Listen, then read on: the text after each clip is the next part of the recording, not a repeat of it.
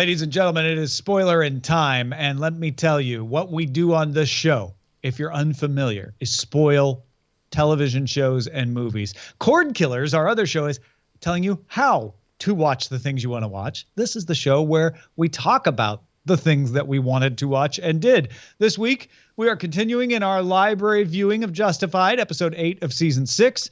We have caught up and finished The Leftovers, the series finale. So we'll talk about episodes 7 and 8 of season 3 of The Leftovers. And we both saw the Wonder Woman movie, and we'll be talking about that as well. Who's we? Well, I'm Tom Merritt, and he's Brian Brushwood. Heck yeah, but more importantly, let's find out who's winning in the summer movie draft!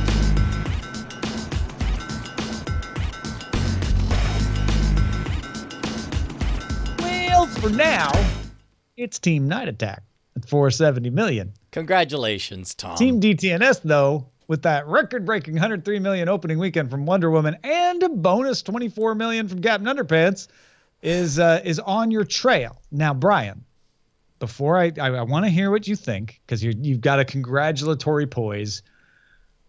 I don't know that we can say for sure who's going to win this. I was doing the math, and Wonder Woman looks really good. It looks likely to put me in front of you guys. But if I was just doing Night Attack and DTNS, I'd probably say it would come down to Atomic Blonde versus Girls Trip. Girls Trip is on July 21st. Atomic Blonde, July 28th. Atomic Blonde is mine. And that could be really fun to say, like, these movies that are side notes might determine the winner. However, if you look at Big and Tall, they have Rough Night coming out, which isn't that big of a deal. They've got Spider-Man Homecoming and War for the Planet of the Apes, and they're sitting on $167 million. Well, and understand, Big and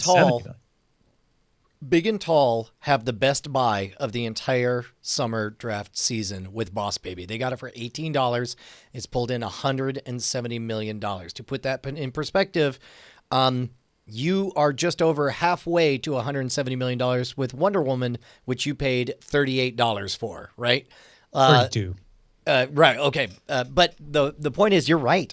Big and Tall is a real player because right now their entire back catalog, they've only had one movie come out, but they've had the best value movie in the entire draft. And Spider-Man Homecoming, I think, it's a little bit under marketed now, but I think with the tie-in with the MCU, it's going to do very, very well. And War for the Planet of the Apes, I think, is going to do well. But the problem is that's a rated R joint, which means we'll be lucky if it makes $150 million.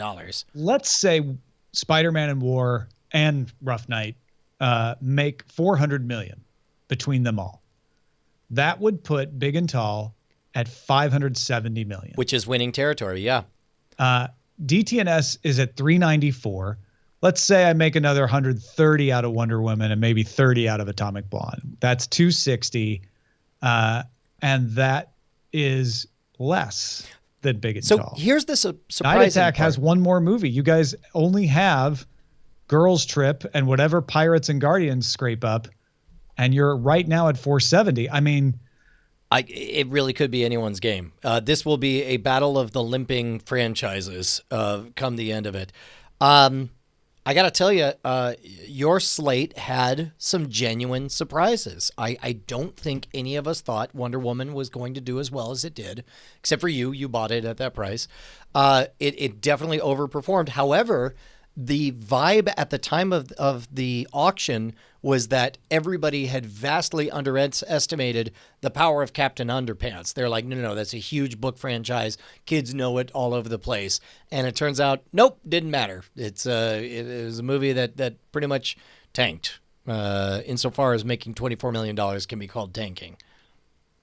Yeah, I mean, I'm trying to find my estimates here because I feel like most of my movies are doing close to what I thought they would do. And I was doing math, basically saying, okay, how many dollars should I spend on a movie that I think is going to make this much?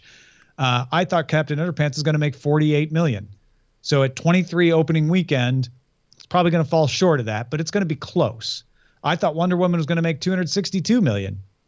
It's probably going to pass that. I thought Fate of the Furious was going to make 292. It's not going to reach that. Hold on. Real quick. Let's do a reality check on your Wonder Woman estimates. Normally, about half of everything you're going to do is in the first 5 days of release, right? So going from 100 million to 260 million, I don't think that's a shoo-in to blow past that. Wait a minute, though. Is that true? The half thing? Because I thought you guys. I mean, I'm looking at Guardians, and you've got 355. It didn't open with 175, did it? Oh no, that's a legit point. It was bigger than Wonder Woman though. Yes, correct. But I don't think Wonder Woman's going to hit 300. Guardians 2 opening weekend. Yeah, because I was going more on it's good. Your opening weekend is about a third or less. Yeah, no, you're right. $150 million opening weekend on Guardians of the Galaxy. So you're right. Yeah, you might be on track. Let me put it this way: if you do get past 260 on Wonder Woman, then it's all over. You've definitely won. Yeah, and I've won. If that happens, I still think Big and Tall, Spider-Man and War, if they do, I have them estimated at 230 and 132. So if they hit my estimates, then that's going to put them, in a really good position. Well, here's all that really matters is we definitely have a nail biter of a season. This is a really good season. Everybody played really, really smart. We're going to end up pretty close. And a remarkable season in that all of us are losers in terms of big box office extravaganzas. Like just all of movies are down this summer. Yeah. Yeah, no kidding. I really wish it would be Girls Trip versus Atomic Blonde. That would just be a fun. That would be fun. That would be fun. Finish. Well, congratulations. Hey, and we have through some intense negotiations, got someone to agree to be an impartial selector of our slate for the winter movie. Okay, look, I'm calling it now. This is Eileen Gate, 2017. Collusion. Sleeping with the Commissioner is the subheading well, she's not on this the one. Commissioner. I was talking to Eileen about the summer movie draft, and she's like, "Wait, well, why don't you have Baby Driver in there? Why do you have this movie instead?" And I was like, "Yeah, I don't know." You're like, "Hey man, we just let some Estonian pick the movies for us." Yeah, and then T2 is like, "Yeah, man, you could have somebody else pick them. That'd be great." And you're like, "What about me? I work at Rotten Tomatoes. Have you heard about this? I'm Tom's wife." So I told her, I was like, "Look, you're definitely improving the slate here. Would you like to do that for us?" So yeah, she and a couple of her coworkers are, I think, gonna brainstorm on an official slate. That's awesome. How much fun would it be if some version of this became part of the Rotten Tomatoes franchise and it ascended to that level of pop culture? That would be amazing. Tomatoes verse. Yes. Yeah, for sure. All right. Speaking of movies, and speaking of spoiling, it's time to spoil Wonder Woman. Wonder Woman actually helped me create a new scale for rating movies. I did this on my YouTube channel on Friday because people are like, "What'd you think of Wonder Woman?" I'm like, "It's great." And some people overestimate what I mean by that. Mm-hmm. And some people underestimate what I mean by that. But I started to realize, like, no, my scale for movies is like mind-blowing. Is like, I had no idea a movie could ever be this good. Amazing is like, this movie really was fun and I liked so much of it. Great is what I felt about Wonder Woman, which is like, yeah, I mean, it wasn't perfect, but it was really enjoyable and I had a great time. Good is like, oh yeah, no, I had fun. Then I go down to the negatives. Fine is fine. I can't say a lot of positive about it, but I didn't hate it. And then it's bad, awful, and walked out. Or that completes my rating system. So I thought Wonder Woman was great. What did you think, Brian? I thought it's difficult because it's challenging to divorce my experience from my expectations. And my expectations were very, very low. And it was so much better than I expected it to be. Now, having said that, there is problems.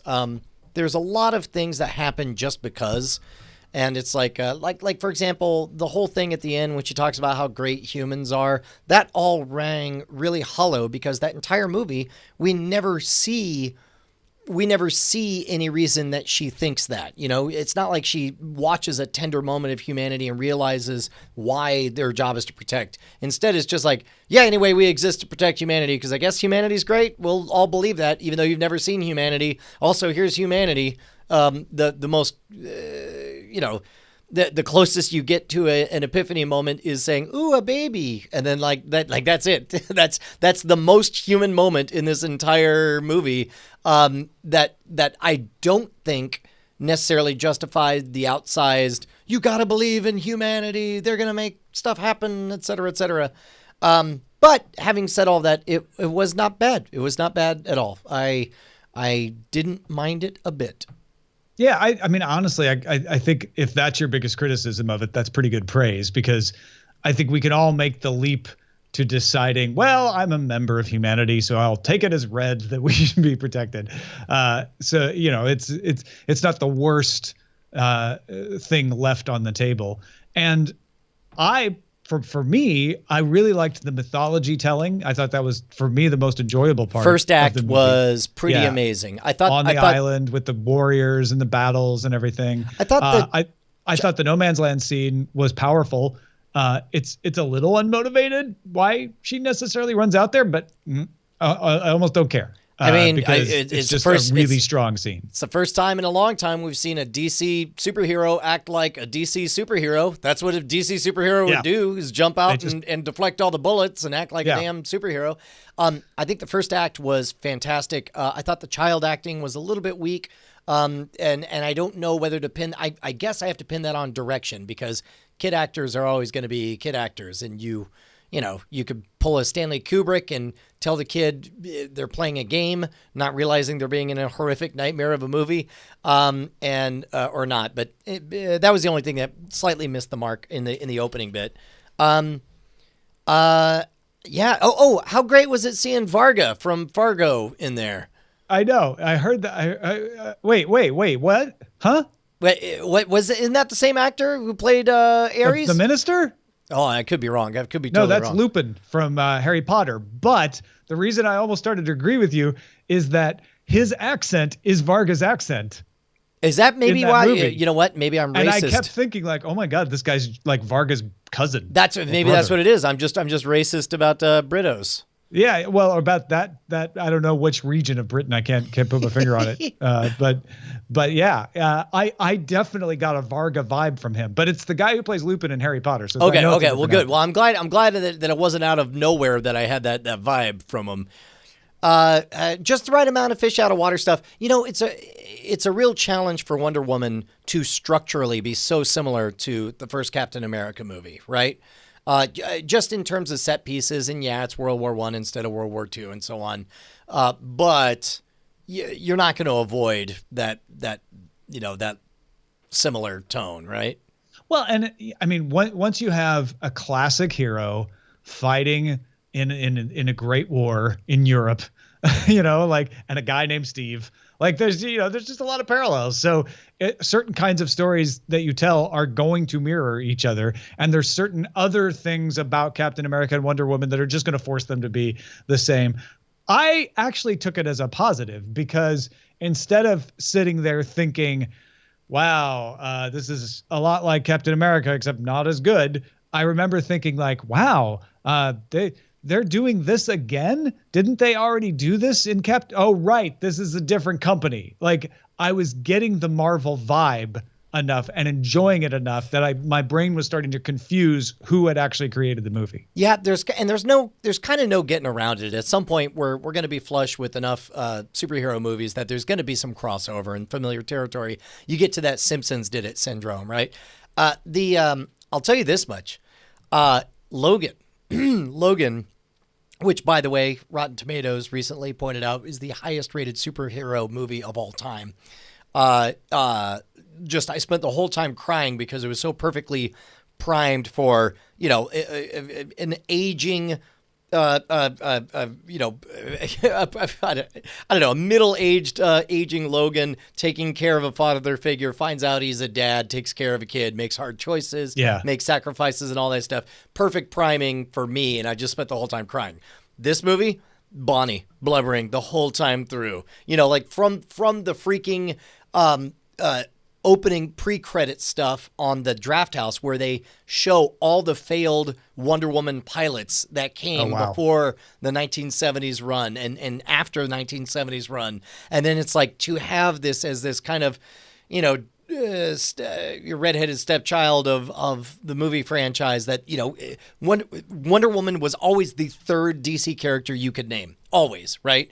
And yet never had a movie until now or whatever. And it's like, for someone like Bonnie, it sucked. Like that was her hero. And why doesn't her hero have it? And then and sure enough, she got it. And the moment it started, you see little kid Diana running around, and Bonnie's just like, "Oh, my daughter, my mom," and it was great. Yeah, no, I saw your tweet about how awesome it was just to watch your family watch Wonder Woman. Yes, and by the way, Logan Yori is in the chat right now. No, not you, Logan. I mean, you did a fine job having the same name as that movie, but that's all you did. Good work at that. I look at Logan and I think, man, you had to make a lot of X-Men and Bad Wolverine to get there. And I wonder if you give Wonder Woman enough runway here, and she's appeared in Batman versus Superman in what I thought was the strongest part of that movie. And this is a great movie on its own. Maybe 2 Wonder Woman appearances down the line, you can pull something like Logan where you're like, okay, we don't have to explain her anymore. I mean, we don't have to do all of this other heavy lifting that we think we have to do. We can just put her in a really compelling story. I think it could be as powerful as Logan, possibly. Yeah. There's the potential for someone to make that, is what I'm saying. Speaking of which, I rewatched Logan over the past week as well. And hot damn, that holds up. The only thing I'm sad about is that buying it on Amazon meant that, unlike if I had bought it on Apple or on Blu-ray, I did not get the Logan Noir, the black and white version. Oh, yeah. But now you just change your TV to black and white. You know what's funny is that's exactly what I thought. Yeah. Gal Gadot killed it as far as I'm concerned. She did a great job. Christopher Pine also perfect tone, possibly anachronistic, but I didn't care. I still enjoyed it. And, that the other supporting cast were I have nothing bad to say about it. Agreed. There was one moment, it's very easy for me to get caught up in the magic of movies when the pacing is good and I don't notice what time it is. The spell gets cast over me. This one, somewhere near the end of the second act, I definitely was like, what time is it? Which indicates to me that there might have been some weak connective tissue in there. But all right. Speaking of connective tissue. Yes, let's connect this tissue to... Let's do a connection to Leftovers, episode 7 and episode 8. Now, last week you had watched the episode where Kevin becomes president, and I hadn't. And you had looks in your eyes. So before we actually start talking about the finale, which is all focused on Nora, what was the things that you wish you could have discussed last week with me about that episode where he dies and goes to the other place and meets Patty and Liv Tyler is there and he blows it up? I hated that episode. I hated it. So here's the problem. Hate it. When you play a video game and you enter God mode and there are no rules and everyone's made of rubber and silliness is the rule of the day, anything can happen, it reduces the stakes to a level that I failed to engage with this episode. Now, I talked to Bryce about it, and Bryce had some really good points because Bryce, you went through and you were saying like, this guy in the background was this guy, this connects to this other thing, this is why everything makes sense or whatever. Well, it's interesting that there are lots of little clues that tip you off to what this place could be because it's not about this place, the show is. Correct. Right? But there are things like the guy in his ear is the guy from the bridge from the first time he went over to this place, who is also the same guy who was in the wheelchair on the boat in Matt's episode this season. The God guy. Yeah. Of course, the vice president was the woman who ran the Guilty Remnant after Patty. Right. Of course, you've got what's her name? The girl from Jarden who died in the drone strike. Evie, right. Like you're seeing characters who have died in this space and we don't see any people who have been departed and we don't necessarily get a great sense of time in like Evie comes up in that space and she says, "You killed my parents with a drone strike." She's like, "That's weird because if you're here because you died, then is this a Benjamin Button sort of situation? Like it's a weird timeline. Well, it does kind of set up the scenario as portrayed in the last episode, in that, like, you know, it's a different perspective. Maybe from her perspective, all she knows is that there's a drone explosion and her parents are gone. So she is among the dead in that place, which is why I'm going to walk it back. I'm glad that we didn't talk about it last week, because in the context of the final episode, I realized we got 2 season finales. They gave us the best of both worlds. You had a dreamlike fantasy finale in this, okay, it's all mystical. It is all God. Kevin is immortal. Here's his adventures in the afterlife. Here's how it ends, you know. And then we got a science fiction explanation, which says, no, this was a radiological event that split all of Earth and humanity into 2 different iterations, and this is the detailed explanation. And it gives teeth to both crazy supernatural elements. Well, hold on, because I did not interpret episode 7 the way you guys are. I did not think it was mystical at all. Okay, I thought what was happening is that we were being shown that everything Kevin was experiencing was happening in Kevin's head. So it's entirely populated of people Kevin knows and knows are dead, so he can safely put them in his delusion, and that he is figuring out all the voices are him, even though they're not always him, which is why he can suddenly pop from being the assassin to being the president. And he's figuring out how to shut down his delusion. And in the context of the delusion, that is this grand scenario where he has to, you know, make sure that the missiles strikes happen. And so he can destroy his own imagination delusion. Now, how does that explain him being shot and coming back to life? There's something else going on that is not explained by that. But I took it as a self-contained universe that Kevin was in charge of.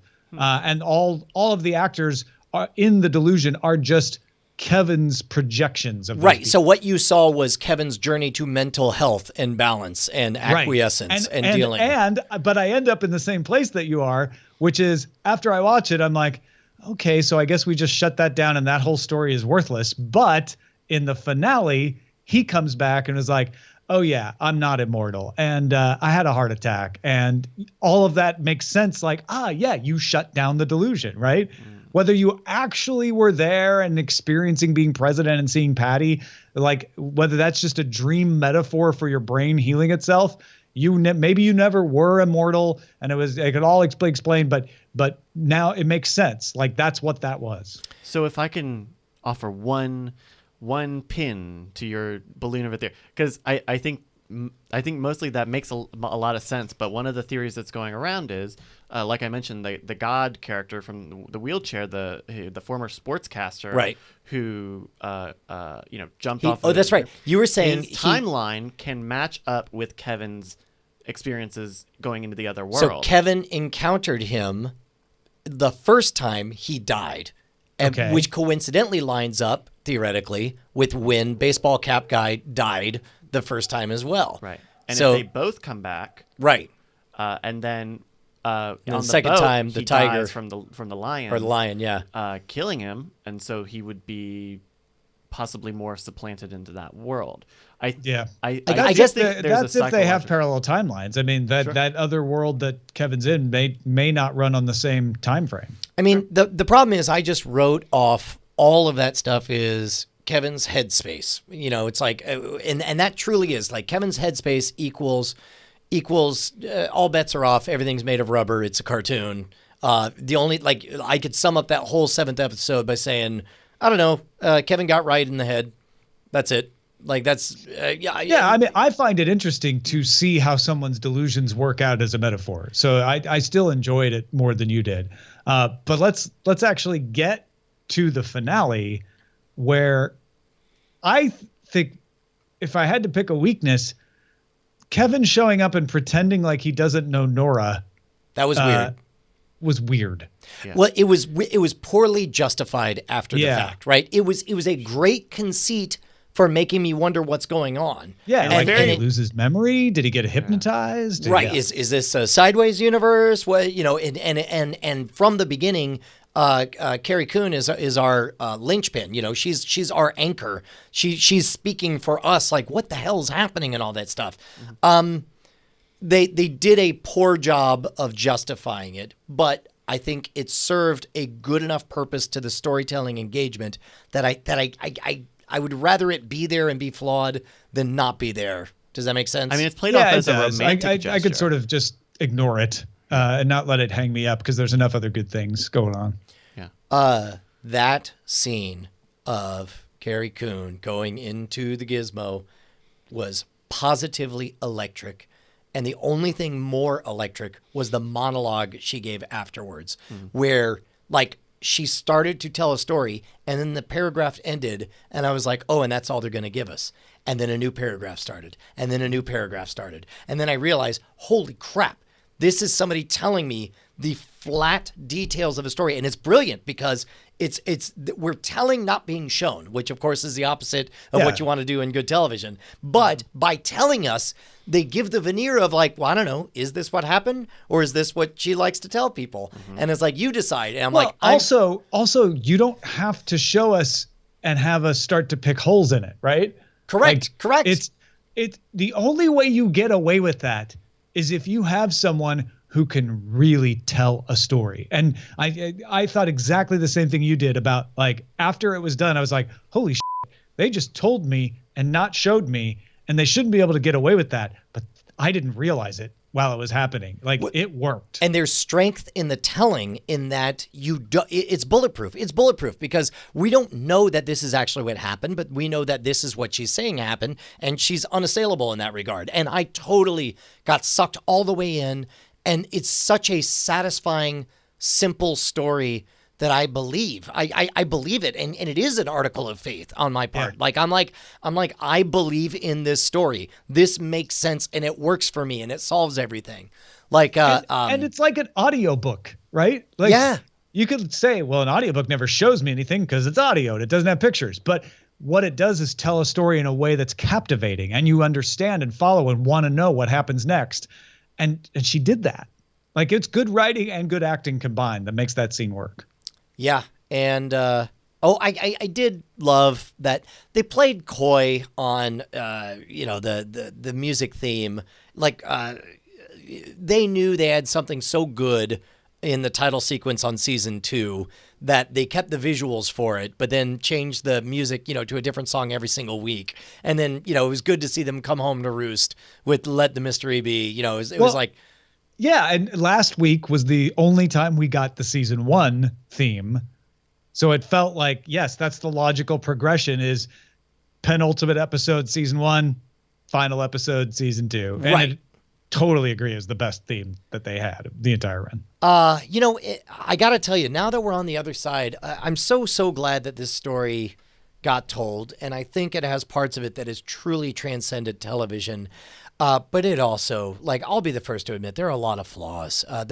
First season, even straight from the title sequence and so on, had problems. But at the end of the day, like all of our beloved loved ones, had flaws, but damned if I didn't appreciate every minute that I got to spend with that very, very strange cast of characters. Even though the third season in general, it was really contrived the way they tried to wedge all the cast of characters to 3 different set pieces over 3 different seasons. And it started to wear thin near the end of season 3. But having said all that, it was still great. I actually have a rehabilitated feeling about season 1 after the finale, simply because they reminded me of the only parts I liked. Remember when we went to the dance? Remember when we ran into each other in the courthouse? Like, they pulled me through like, oh yeah, that wasn't bad. Oh, that was pretty good. And that's why I like this character. I forgot that that's when I had to meet Kevin. And I remember wondering who she was when Nora first showed up and what was really going to go on with her. And I forgot she actually gave an address to the town about losing her children.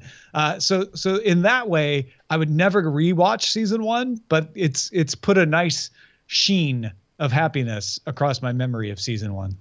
Yeah, and I got to admit, I'm in the minority of people who found the ending of Lost fairly satisfactory. I thought it was pretty good, insofar as it gave me closure and made me understand where the characters ended up. And I felt very like, I wonder, you know what I'd love? I would love for somebody to just watch that finale episode.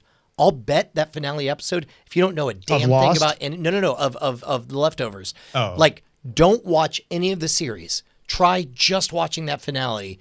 I think if you think of it like a golden age of science fiction standalone short story, I think you will find it very strange and very compelling. Yeah. Like imagine it's a standalone Twilight Zone episode or something. I really like the solution. And the reason I like the solution is that it leaves plenty of questions. We still don't know why Earth split into two parts.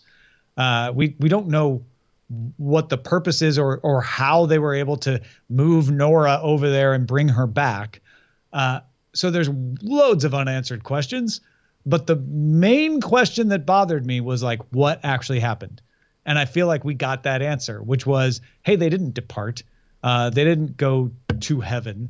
They from their perspective, you all left. From your perspective, they left, and they're all, and each Earth has its own problems. And I'm really comfortable with that as the concept, even with all the other ancillary unanswered questions surrounding it. Yeah, I am too. Not gonna lie, totally teared up and cried. Just got swept up in the moment. Thought it was great. It was good. Let's go to Justified, episode 8 of season 6. Raylan is railing about in this episode. It's kind of a confusing episode because he's sort of off on his own, but he's not with his wife anymore. And he confronts Ava, but he hasn't heard from Ava. I'm having a hard time understanding the purpose of this other than putting to rest Beardy McRunny guy. Beardy McRunny guy goes away. The other piece of this is that last line of the whole episode when Raylan said, yeah, no, bad news, she's burnt. And then it's like, crap, our CI is compromised. But I mean, yes, you had to have that moment happen, but we already knew she was burnt. It was just a matter of when they would realize it. And I guess, but it does matter. Like, what matters is that we know that he knows that she's burnt, and they were ready to get rid of her anyway. Raylan was the last line of defense for her. Right. Well, and it certainly puts to an end any chance of Raylan and Ava ending up together again. They were flirting with that for a little bit. That's over with I never now. got the sense that Raylan was seriously doing that. I felt like that was Ava just grasping at straws. And especially, and again, it matters that we know that we're in the final few episodes here, with his baby mama and all that stuff, basically saying like, hey man, I'm going to let you be you, which by the way, I sort of read between the lines, like, is she pretty much giving permission for him to cat around on her? And no, that's not, I didn't think that at all. No, what I thought was, you don't have to move to Florida if you want to be with us. We'll move back to Harlan if that's what happens to happen. I won't make you quit the Marshal Service. And, if you want to stay with the Marshal Service, I'll be here. I didn't think it had anything to do with other relationships. I didn't think it was just around the job, because if it was just around the job, I suspect they would have said it's, we understand this is the job. But instead, they very particularly talked about the language of like. She very much said, I didn't want to be here waiting for you to wonder if you would come home. And to me, that was all about the job. Like you might get shot and die. And now she's saying, but you know what? I'd rather be waiting to wonder if you're going to make it home than knowing you're not going to make it home because you don't live here. Yeah, I read that whole thing as like Raylan's going to be Raylan. And when I think of what Raylan's been, he's been two things, aggressive on the job and catting around with women. But he hasn't been catting around when he was with her. It was always when he was single. And I don't think he ever two-timed anybody. That's a good point. But how does he keep screwing up all his relationships then? Like, why did he burn all these relationships? How did they all melt down? Because the job was always more important to him than a commitment. Huh. Okay. At least I don't know. That's where I'm Could be. But yeah, and that's not even in this episode. Like this episode, I expected to get more along that plot line, and we didn't. For the record, also, I'm becoming increasingly confused as to why, and I know you like him, but I don't understand what purpose ghost art serves. I've been watching now where I'm like, literally just one thing he does that couldn't be done by some other character, and I haven't seen it yet. It would be weirder to me if he wasn't there. She's the acting chief. And the only reason he's not the chief is because he has a health problem. And you are going to tell me that a long-serving chief of the Marshal Service is just going to stay home? No. I believe he won't stay at home. I believe he's going to poke his nose in. I also believe he's going to do something that matters that maybe anybody else couldn't have done. And I've seen precious little of that. What I want to see is Art do something that it's like, wow, man, good thing Art's alive because nobody else could have done that. And we've not seen that. His relationship with Catherine allowed him to go and confront her in a way that I don't think Raylan could have. Yeah, Raylan would have a different tactic, but I feel like they'd get the same results. I don't think Catherine would give him the time of day. I mean, I don't know. It seems like even the acting chief now could say like, "Oh, I've been reading your file," and then say everything Art said, and then but Catherine and Art know each other though. There's a long-standing relationship there. I think that matters. I will take your word for it. I didn't feel I didn't get a huge warm glow out of their tete-a-tete. I disagree, but I respect your problem with Ghost Art. I have a way bigger problem personally with Ghost Arlo. Oh yeah, actual Ghost Arlo. Yeah, I didn't mind it. I mean, what purpose did that serve? We already knew that he didn't like his dad. Yeah, no. But we also see him. We see him burn all of his artifacts and stuff. This is the first time we see him. Look, he can hate his dad. But you can hate something and still keep it very, very close to your heart. We saw him give up his dad in this episode. He gave up his dad when his dad died and he didn't want to talk to him. I didn't think I needed any more on that score. I took everything as you deal with the numbness of the event itself. This was a practiced moment where he made the conscious decision to empty his head of baggage. To go into a shed we never knew existed, which also had no impact on me. I'm like, where's this shed coming from? Yes. Well, because we were told it's a thing. I don't know. It didn't bother me as much because this is a level of adulting that we've almost never seen Raylan do, where he makes a conscious decision See to ghosts. Well, no. Wait, you're talking about burning his possessions, which is a separate issue from Ghost Arlo in the show. Correct, though. but it's all part of the same thing. He did two things. He took these tender possessions and burned them. Yeah, and that seemed consistent to me. I'm like, oh yeah, that's what he would do. He's finally cleaning out the house, and he does not like Arlo. We've been reinforced on that over and over again. And this is another like, no, I don't give a crap about Arlo, but he keeps the key, and you're like, ooh, what's the key to though? And then it's to a shed we never heard of, where he goes and find out there's nothing in it except Ghost Arlo. Okay, yeah. Well, it's dumb when you put it that way. But I didn't mind it at the time because it did feel like and you know why? Is because no matter how dumb it was, I definitely felt the needle move on his character development. I felt like we saw more development of Raylan as a real character and not a cartoon in that episode than we had seen in entire seasons previously. And then we've got Boyd being tempted by the stacks of cash. I don't know.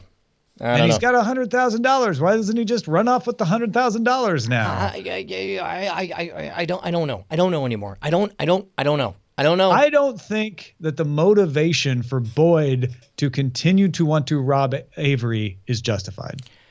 I am going to forgive you for saying that and ignore it as I talk about, I don't know.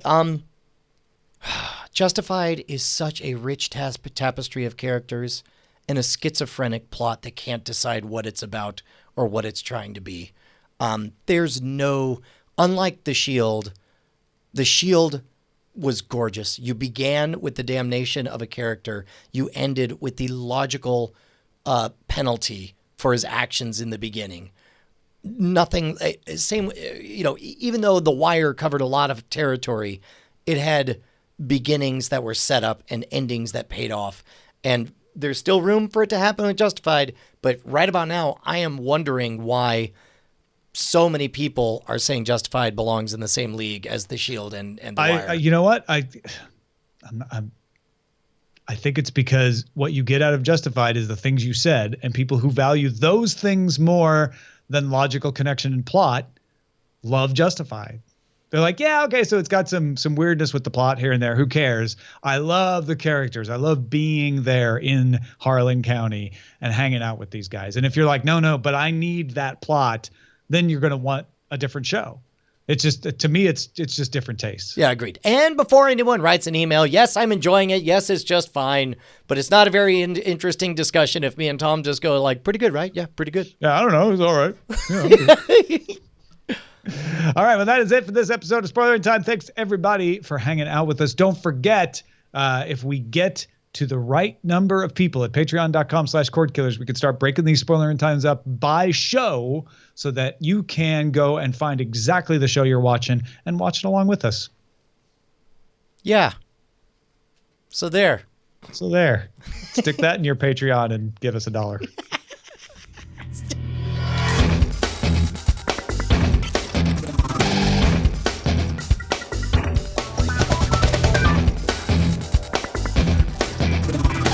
Diamond Club hopes you have enjoyed this program.